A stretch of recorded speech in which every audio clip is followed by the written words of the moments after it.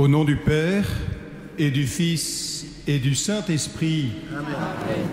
La grâce de Jésus-Christ, notre Seigneur, l'amour de Dieu le Père, et la communion de l'Esprit Saint soient toujours avec vous. Et avec votre esprit. Frères et sœurs, en ce dimanche soir, nous sommes heureux de nous retrouver en communion avec tous ceux qui nous écoutent par les ondes de Radio Notre-Dame et par la télévision KTO pour célébrer le jour du Seigneur.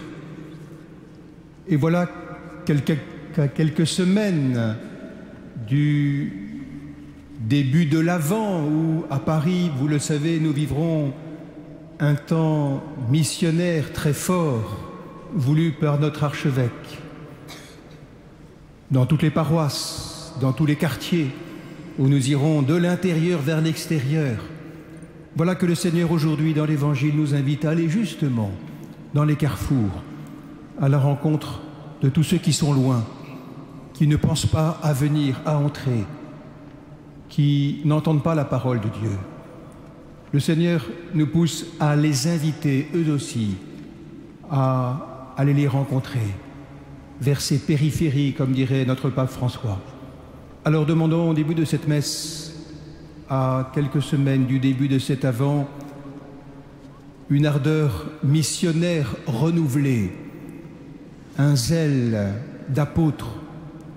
Demandons pardon pour tous ces repliements sur nous-mêmes, nos peurs, nos timidités excessives. Demandons pardon pour nos péchés.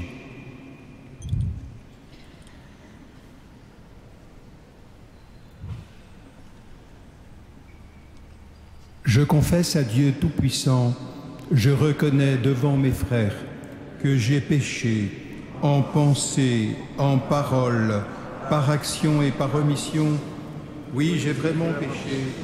C'est pourquoi je supplie la Vierge Marie, les anges et tous les saints, et vous aussi mes frères, de prier pour moi le Seigneur notre Dieu.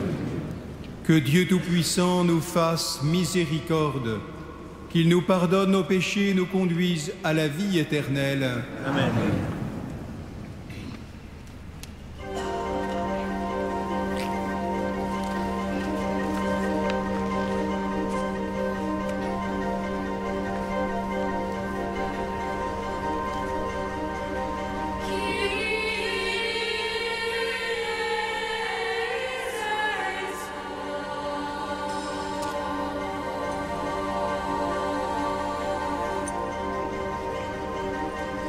Qui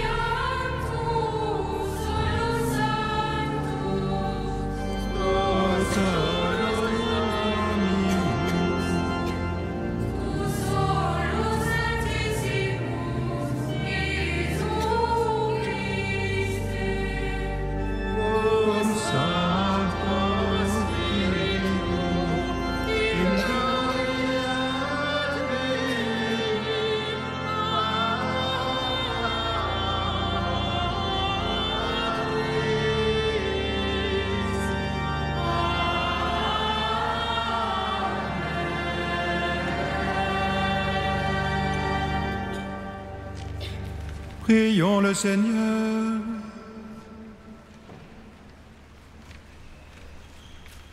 Nous t'en prions, Seigneur, que ta grâce nous devance et qu'elle nous accompagne toujours pour nous rendre attentifs à faire le bien sans relâche.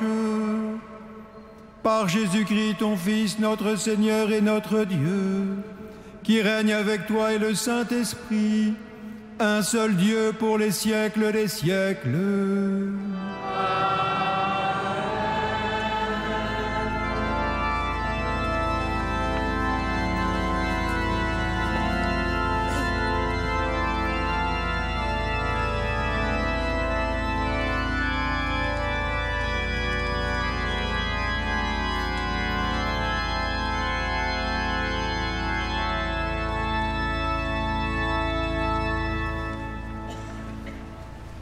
Lecture du livre d'Isaïe.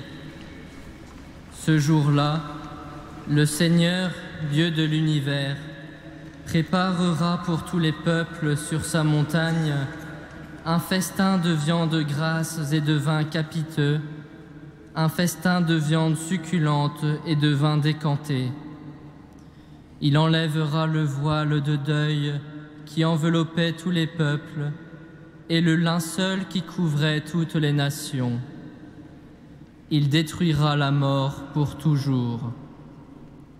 Le Seigneur essuiera les larmes sur tous les visages, et par toute la terre, il effacera l'humiliation de son peuple. C'est lui qui l'a promis. Et ce jour-là, on dira, « Voici notre Dieu, en lui nous espérions, et il nous a sauvés. C'est lui le Seigneur, en lui nous espérions. Exultons, réjouissons-nous, il nous a sauvés. » Parole du Seigneur. Grâce à Dieu.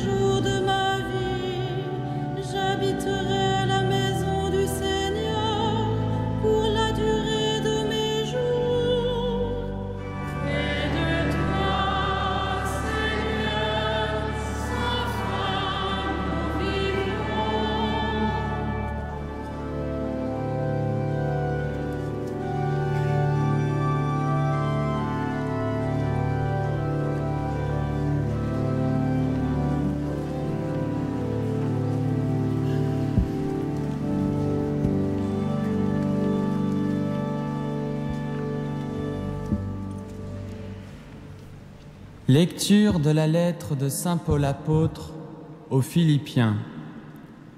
Frères, je sais vivre de peu, je sais aussi avoir tout ce qu'il me faut. Être rassasié et avoir faim, avoir tout ce qu'il me faut et manquer de tout, j'ai appris cela de toutes les façons. Je peux tout supporter avec celui qui me donne la force. Cependant, vous avez bien fait de m'aider tous ensemble quand j'étais dans la gêne. Et mon Dieu subviendra magnifiquement à tous vos besoins selon sa richesse dans le Christ Jésus. Gloire à Dieu notre Père, pour les siècles des siècles. Amen. Parole du Seigneur.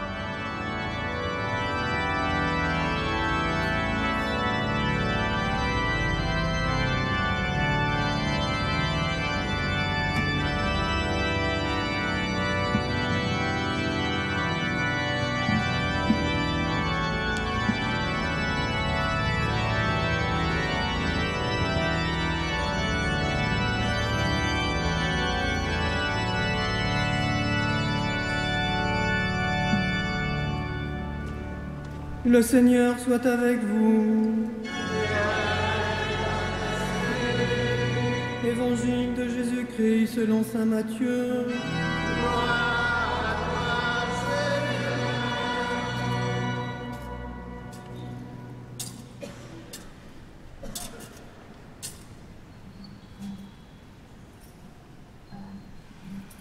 Jésus disait en parabole, « Le royaume des cieux est comparable à un roi qui célébrait les noces de son fils.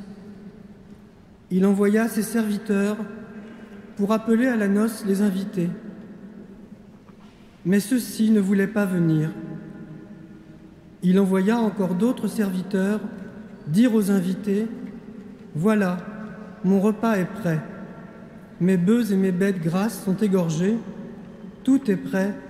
Venez au repas de noces. » Mais ils n'en tinrent aucun compte et s'en allèrent, l'un à son champ, l'autre à son commerce. Les autres empoignèrent les serviteurs, les maltraitèrent et les tuèrent. Le roi se mit en colère. Il envoya ses troupes, fit périr les meurtriers et brûla leur ville. Alors, il dit à tes serviteurs, « Le repas de noces est prêt. » Mais les invités n'en étaient pas dignes. Allez donc aux croisées des chemins. Tous ceux que vous rencontrerez, invitez-les au repas de noces. Les serviteurs allèrent sur les chemins, rassemblèrent tous ceux qu'ils rencontrèrent, les mauvais comme les bons, et la salle de noces fut remplie de convives. Le roi entra pour voir les convives. Il vit un homme qui ne portait pas le vêtement de noces, et lui dit, « Mon ami, comment es-tu entré ici sans avoir le vêtement de noces ?» L'autre garda le silence. Alors le roi dit au serviteur, « jetez-le pieds et poings liés dehors dans les ténèbres. Là, il y aura des pleurs et des grincements de dents. Certes, la multitude des hommes est appelée, mais les élus sont peu nombreux. Acclamons la parole de Dieu.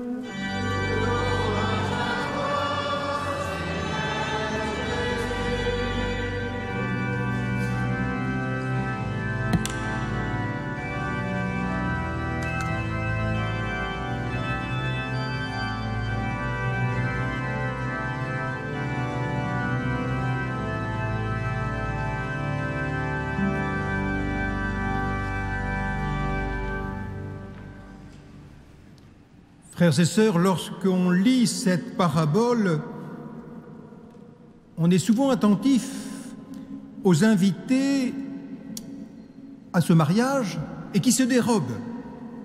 Et nous, les prêtres ou les diacres, nous vous secouons en vous demandant si chacun ne fait pas de temps en temps un peu la même chose.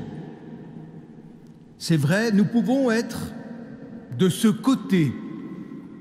On est tous pris dans nos petites affaires, par notre travail, par nos occupations, et nous faisons comme si cela nous suffisait. Ces invités n'ont besoin ni de rien, ni de personne. Ils pensent finalement à très court terme, et c'est cela leur drame, et parfois le nôtre. Au fond, leur erreur profonde consiste à négliger l'important au profit de l'urgent, l'essentiel au profit du secondaire. Et nous savons bien qu'il s'agit là d'un risque tellement répandu et tellement insidieux. Sur le plan religieux, on peut avoir 1000 raisons, même quand on est bon chrétien, pour faire comprendre à Dieu que de la religion, c'est bien, mais point trop n'en faut. Qui n'a pas dit au Seigneur un jour ou l'autre: Seigneur, je te prierai volontiers ce soir, mais je suis si fatigué et toi tu es compréhensif. On s'est couché tellement tard hier soir, ne m'attends pas à la messe demain matin, tu comprends bien. Ou encore je lirai bien la Bible, mais je n'y comprends rien. Je me donne beaucoup aux autres, voilà plutôt ma religion, je suis sûr que tu es content de moi. Ou encore, la vie éternelle, tout ça pour moi c'est de l'hébreu.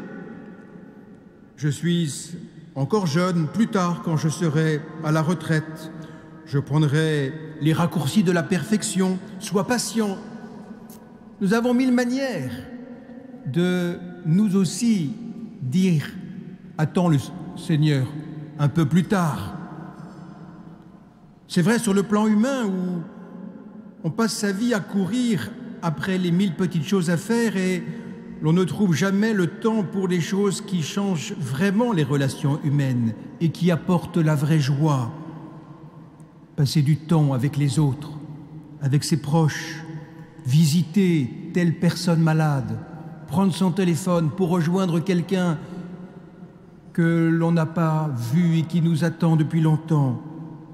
Oui, l'Évangile est bien une école de vie qui nous enseigne constamment à établir les priorités, à tendre à l'essentiel, à ne jamais perdre de vue l'important. Oui, nous pouvons être de ceux qui disent sans cesse plus tard, mais nous pouvons aussi être de l'autre côté, être de ceux qui, dans cet évangile, sont invités par ordre du Maître. Vous avez entendu, allez aux croisées des chemins, tous ceux que vous rencontrerez, invitez-les, les bons comme les mauvais. Nous sommes, nous aussi, frères et sœurs, ces mauvais et ces bons, ces personnes, ces estropiés, ces personnes pauvres, ces aveugles, ces boiteux, dira saint Luc.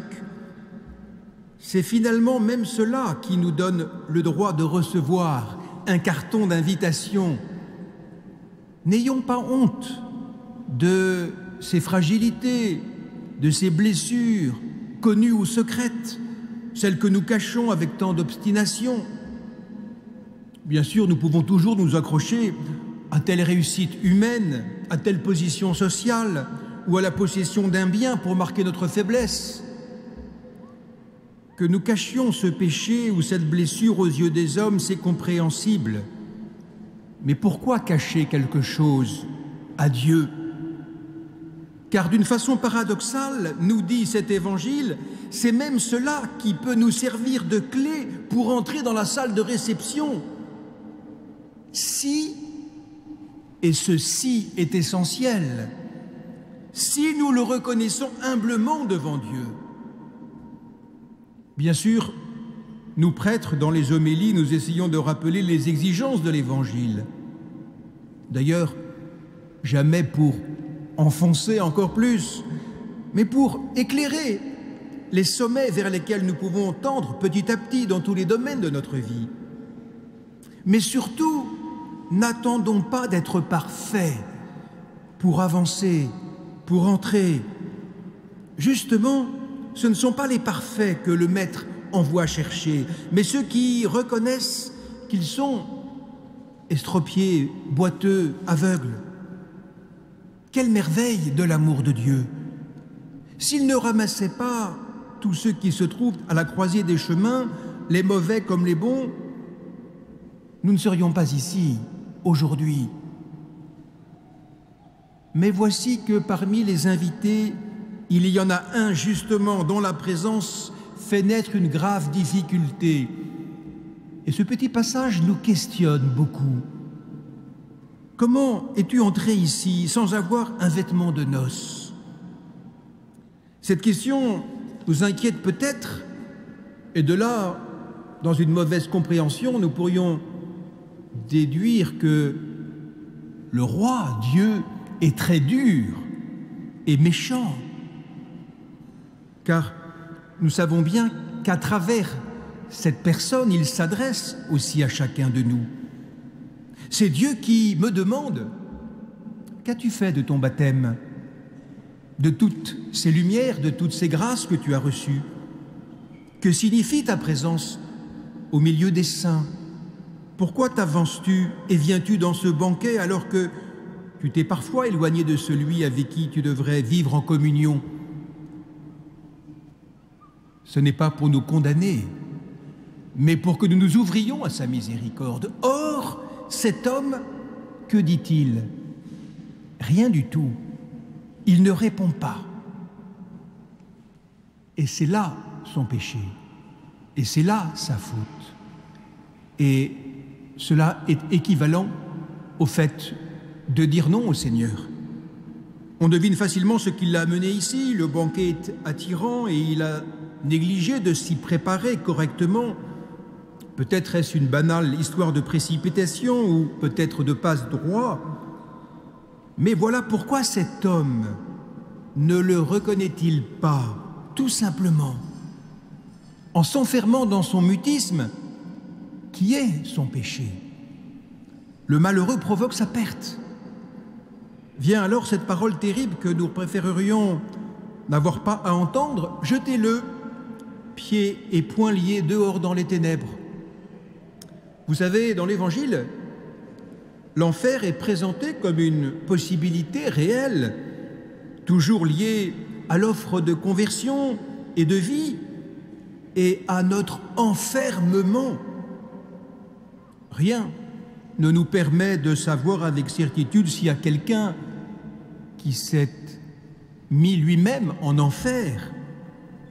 Nous avons le devoir d'espérer pour tous et donc la mission urgente d'agir pour que tous les hommes, par le Christ, soient sauvés, comme Dieu le veut, pour que personne ne se bloque définitivement dans la fermeture, dans le refus, dans le mutisme.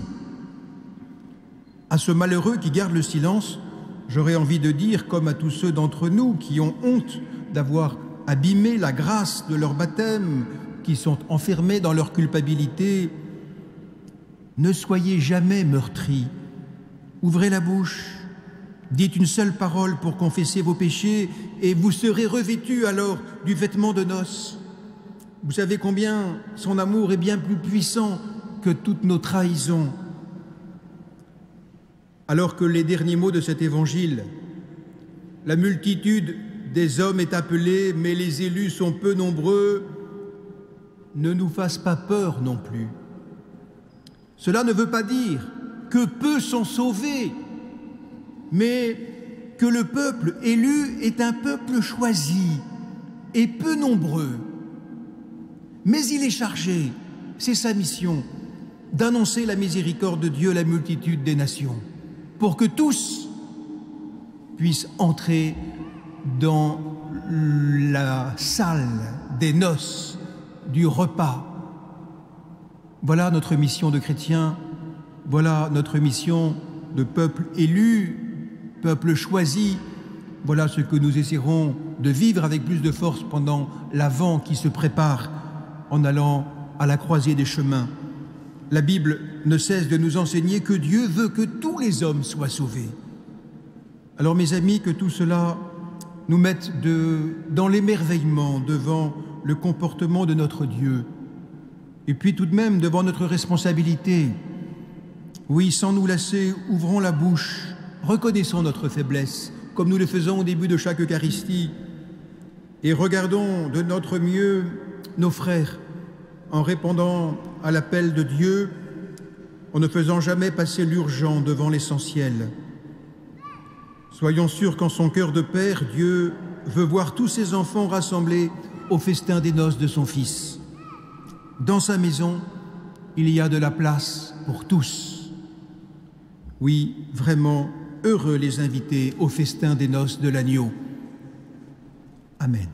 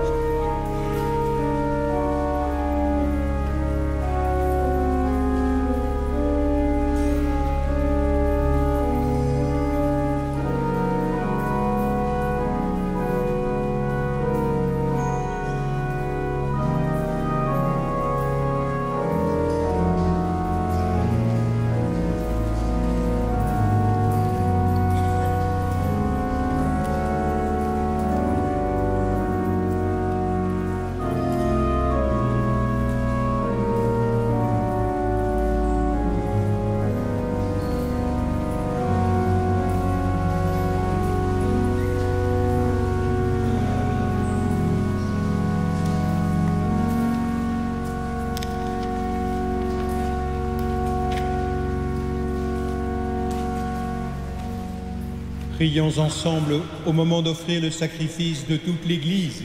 Pour la gloire de Dieu et le salut du monde. Avec ces offrandes, Seigneur, reçois les prières de tes fidèles, que cette liturgie célébrée avec amour nous fasse passer à la gloire du ciel, par Jésus le Christ, notre Seigneur, pour les siècles des siècles. Amen. Le Seigneur soit avec vous. Élevons notre cœur. Rendons grâce au Seigneur notre Dieu.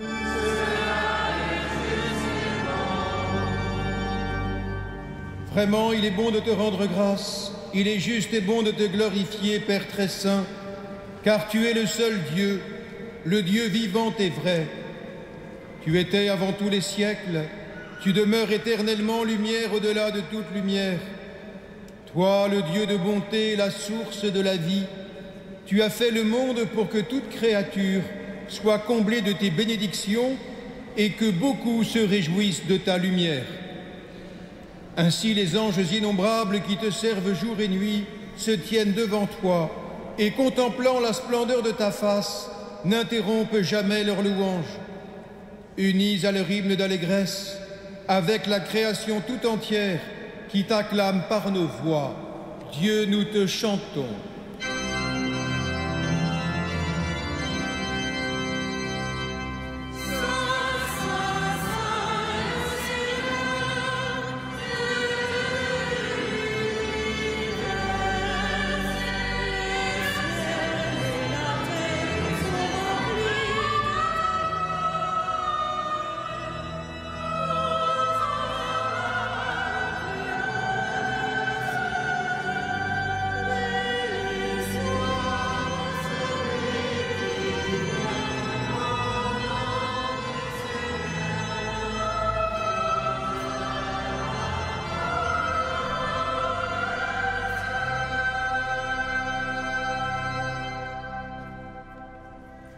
Père très saint, nous proclamons que tu es grand et que tu as créé toutes choses avec sagesse et par amour. Tu as fait l'homme à ton image et tu lui as confié l'univers, afin qu'en te servant, toi son Créateur, il règne sur la création. Comme il avait perdu ton amitié en se détournant de toi, tu ne l'as pas abandonné au pouvoir de la mort. Dans ta miséricorde, tu es venu en aide à tous les hommes pour qu'ils te cherchent et puissent te trouver. Tu as multiplié les alliances avec eux et tu les as formés par les prophètes dans l'espérance du salut. Tu as tellement aimé le monde, Père très saint, que tu nous as envoyés comme ton propre Fils lorsque les temps furent accomplis pour qu'il soit notre Sauveur. Conçu de l'Esprit Saint, né de la Vierge Marie, il a vécu notre condition d'homme en toutes choses, excepté le péché, annonçant aux pauvres la bonne nouvelle du salut, aux captifs la délivrance, aux affligés la joie. Pour accomplir le dessein de ton amour, il s'est livré lui-même à la mort, et par sa résurrection, il a détruit la mort et renouvelé la vie, afin que notre vie ne soit plus à nous-mêmes, mais à lui qui est mort et ressuscité pour nous. Il a envoyé d'auprès de toi, comme premier don fait aux croyants, l'Esprit qui poursuit son œuvre dans le monde et qui achève toute sanctification. Que ce même Esprit Saint, nous t'en prions, Seigneur, sanctifie ces offrandes, qu'elles deviennent ainsi le corps et le sang de ton Fils, dans la célébration de ce grand mystère que lui-même nous a laissé en signe de l'alliance éternelle. Quand l'heure fut venue où tu allais le glorifier, comme il avait aimé les siens qui étaient dans le monde, il les aima jusqu'au bout. Pendant le repas qu'il partageait avec eux, il prit le pain. Il le bénit, le rompit et le donna à ses disciples en disant : « Prenez et mangez-en tous, ceci est mon corps livré pour vous. »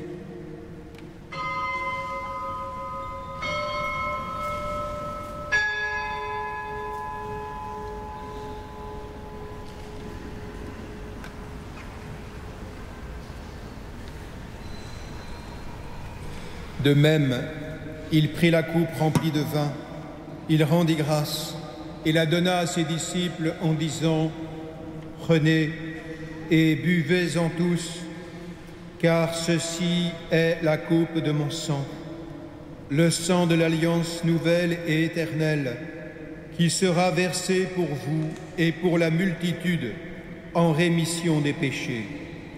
Vous ferez cela en mémoire de moi. »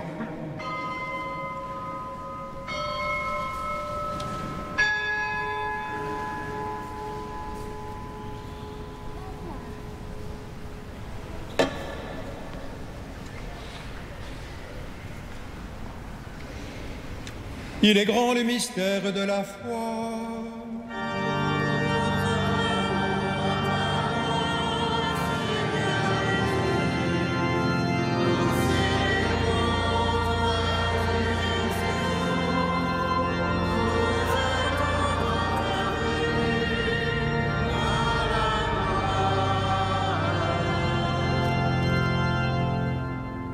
Voilà pourquoi, Seigneur, nous célébrons aujourd'hui le mémorial de notre rédemption, en rappelant la mort de Jésus-Christ et sa descente au séjour des morts, en proclamant sa résurrection et son ascension à ta droite dans le ciel, en attendant aussi qu'il vienne dans la gloire. Nous t'offrons son corps et son sang, le sacrifice qui est digne de toi et qui sauve le monde.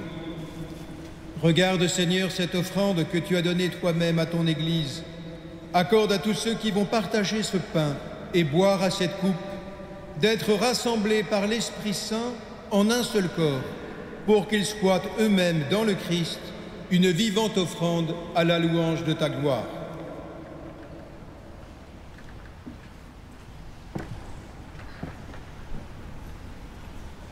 Et maintenant, Seigneur, rappelle-toi tous ceux pour qui nous offrons le sacrifice.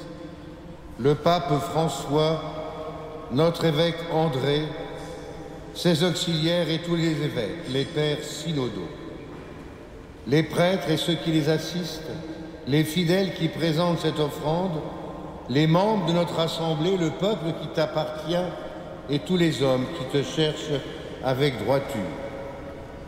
Souviens-toi aussi de nos frères qui se sont endormis dans la paix du Christ et de tous les morts dont toi seul connais la foi.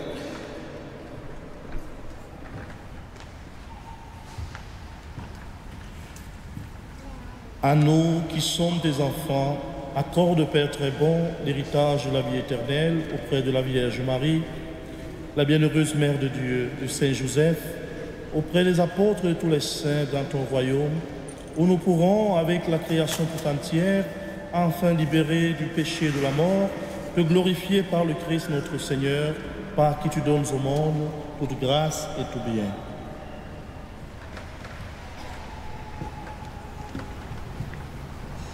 Par lui, avec lui et en lui, à toi, Dieu le Père Tout-Puissant, dans l'unité du Saint-Esprit, tout honneur et toute gloire pour les siècles des siècles.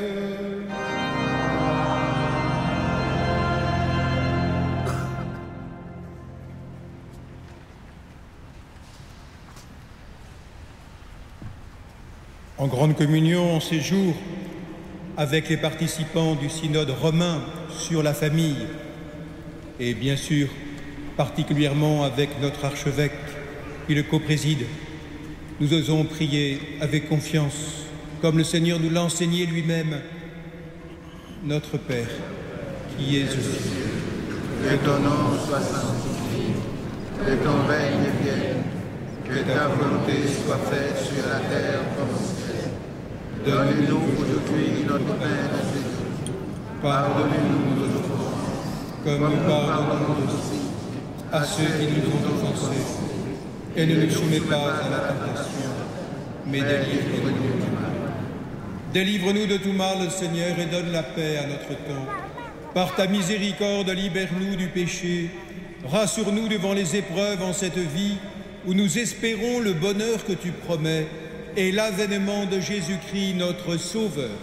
Car c'est à toi qu'appartiennent le règne, la puissance et la gloire pour les siècles des siècles. Seigneur Jésus-Christ, tu as dit à tes apôtres, Je vous laisse la paix, je vous donne ma paix. Ne regarde pas nos péchés, mais la foi de ton Église. Pour que ta volonté s'accomplisse, donne-lui toujours cette paix et conduis-la vers l'unité parfaite, toi qui règnes pour les siècles des siècles. Amen. Amen. Que la paix du Seigneur soit toujours avec vous.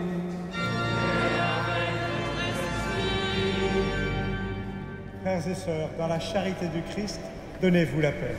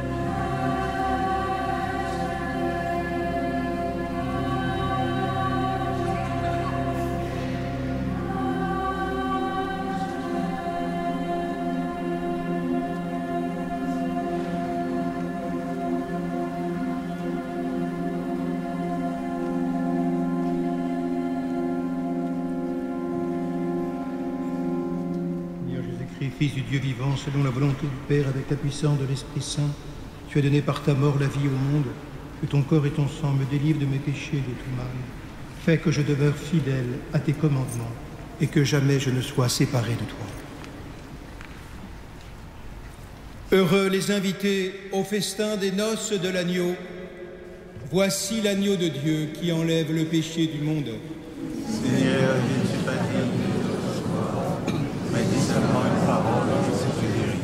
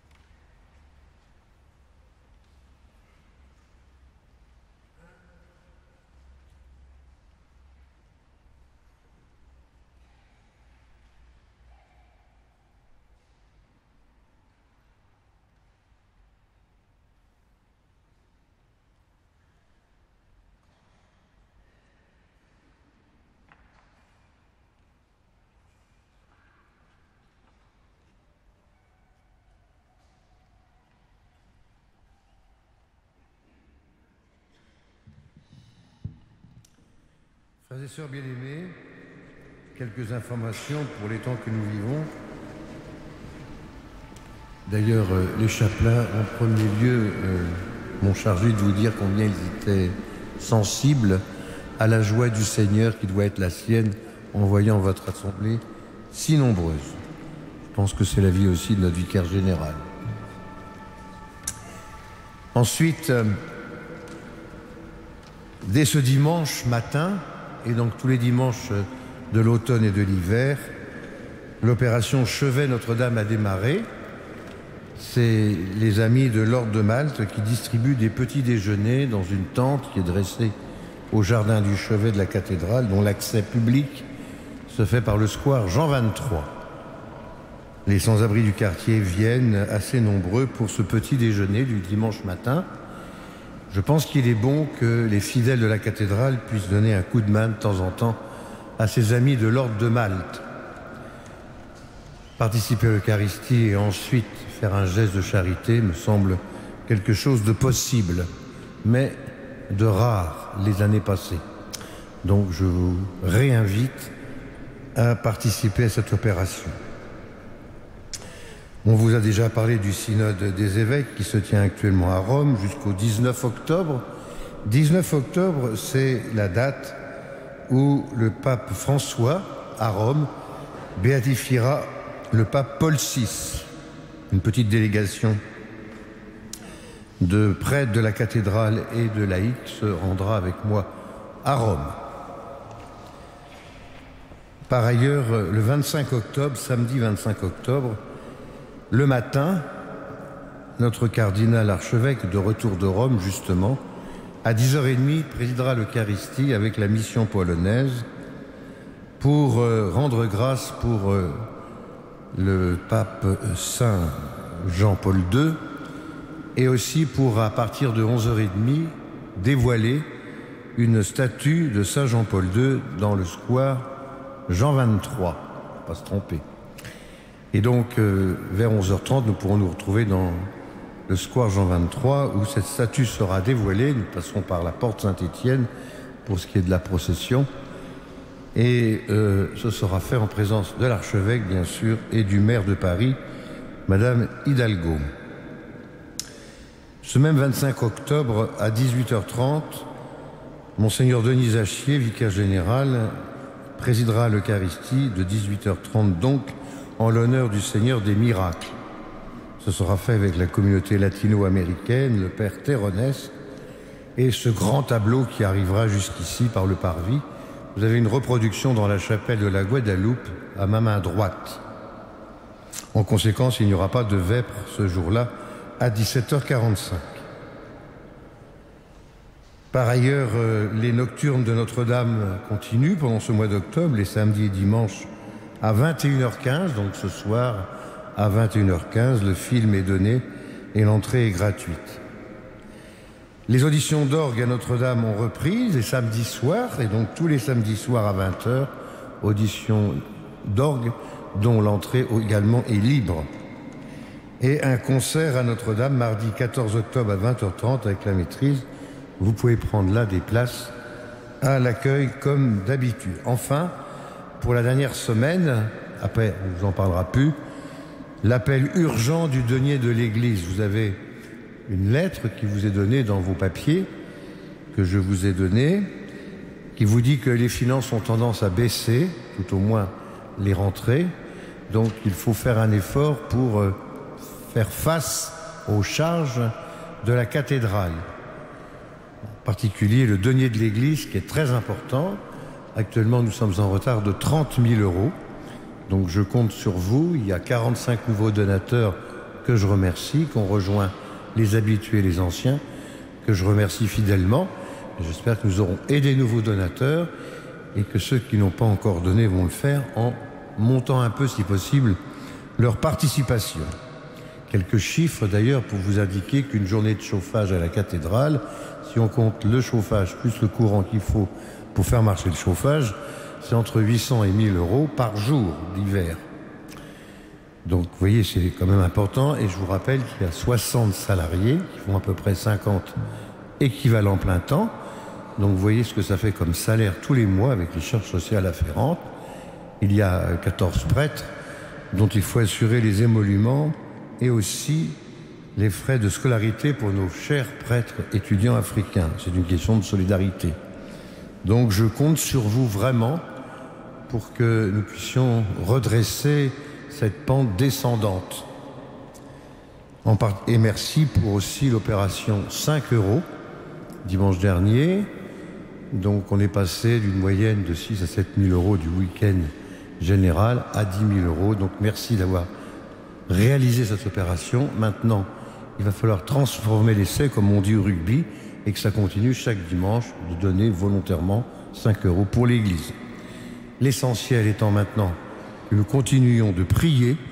C'est ce que nous allons faire en concluant notre célébration avec Monseigneur Bruno Lefebvre-Pontalis, vicaire général de Paris. Nous nous mettons debout. Ensemble, rendons grâce à Dieu. Dieu souverain, nous te le demandons humblement, rends-nous participants de la nature divine, puisque tu nous as fait communier au corps et au sang du Christ, lui qui règne avec toi et le Saint-Esprit, un seul Dieu pour les siècles des siècles. Amen. Le Seigneur soit avec vous. Et avec votre esprit. Que Dieu Tout-Puissant vous bénisse, le Père, le Fils et le Saint-Esprit. Amen. Allez dans la paix du Christ.